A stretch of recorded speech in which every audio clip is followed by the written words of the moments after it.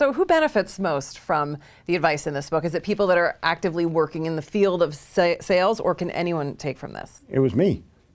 I mean, it was, just think about it. You as the reader, you look at this, at the inspiration and the words and say to yourself, I can do this. This creates a transferable message.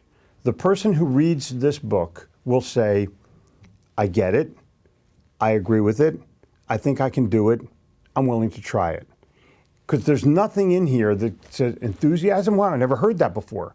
But what Hill does is pretty magic. As we get into this, I'll try to explain to you why this book is so magical. And I'm not going to say it's life-changing. I am going to say it's life-altering.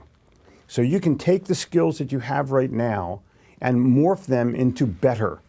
So I don't want you to change it. I want you to enhance it.